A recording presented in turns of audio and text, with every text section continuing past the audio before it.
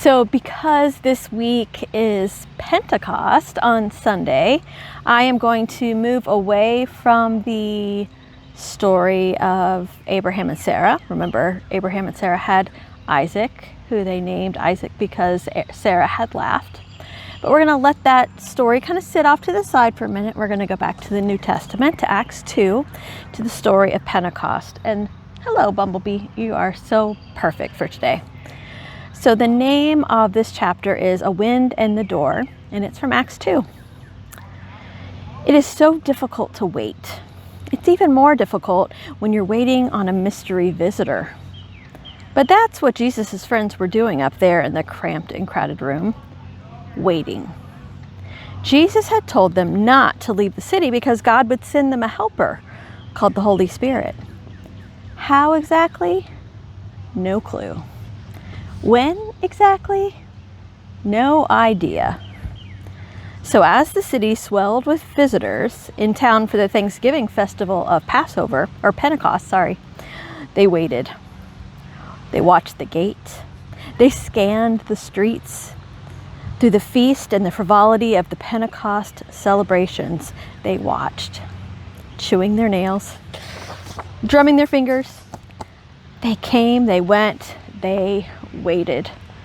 And then without warning, a wind came through the door. It was thunderous and refreshing, blustering like seaside swells. It filled the room, it filled their ears, it filled their hearts. As their hair stood on end, they looked around the room and watched one another's eyes and mouths grow round with wonder. And then, like fireflies dancing across the meadow, like stars that twinkle, steadfast, like lamplight that welcomes you home, a light shimmered into the room, separating to rest on each of them, setting them aglow. It was the Holy Spirit, their promised visitor. It made them feel warm and glad and energized. True and beautiful words began to tumble out of their mouths as they all began to talk at once. They grew louder and gladder, spilling into the street where a crowd had gathered to investigate the commotion. You hear it? The crowd was made up of people who had traveled to Jerusalem from places as far as Europe, Asia, and Africa. Yet they were astonished to hear Jesus' friends speaking in their own languages as they whooped and whirled, as they shared about God's wonders. But these people are not from our own land. They don't speak our language. This is not possible. There were cheers and jeers, marveling and mocking. But Peter, wild and windswept, couldn't keep quiet. He knew what was happening. He recognized the shimmer of belonging that marked so many of their sacred stories. The same fire had greeted God's people at Sinai. The same glow had settled on the tabernacle, gleaming at the center of their wilderness camp. It had filled the temple, lighting the way for the kings and queens of Israel. It had spilled over from heaven as Jesus was baptized, God's good name settling on him like a dove. And now God's Spirit was with them in a new way. God's dream was coming true. God's kingdom was spilling in. So Peter took a deep breath and began to tell the story of Jesus in the way that only Peter could. He had seen it all. I am who he says I am.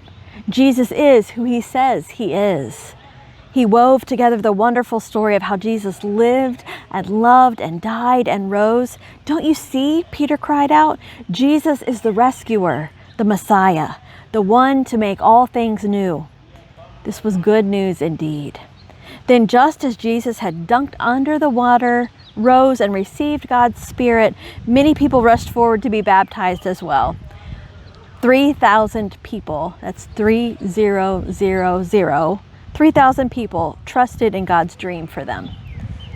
And just like Jesus had promised, the Holy Spirit became their helper so that they could live and love as Jesus had. Throughout the city, they feasted with the forgotten and shared with anyone in need, even selling their possessions to give money to the poor. They healed, studied, and welcomed others into belonging. At some point, the mysterious light faded, but like a silhouette that's visible even when you close your eyes, God's people never forgot. Like fireflies dancing across the meadow, like stars that twinkle steadfast, like lamplight that welcomes you home, the Spirit shone in their eyes and words and deeds, declaring, there is life and flourishing here. This is a place of belonging. The Pentecost festival came to an end, and the celebrators trekked home, some to nearby villages and some farther on to Africa, Asia, and Europe. Some carried the Spirit within, a steady glow. God's kingdom had spilled in, and now it spread out to light up the whole world, just as God dreamed, just as Jesus had promised. Now this chapter ends with a mindful moment. Whoosh! The oldest Bible stories are written in the languages of Hebrew and Greek. The Hebrew word for spirit is ruach. The Greek word for spirit is pneuma. Both of these words can also mean wind or breath. Why do you think they chose these words? Wind is invisible.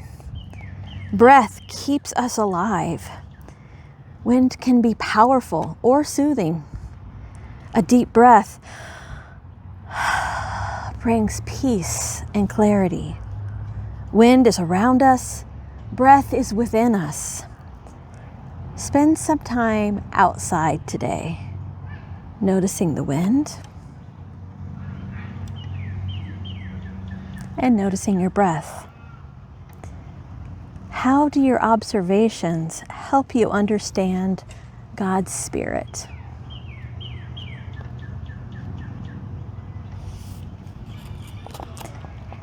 Next week, we will return to Abraham and Sarah.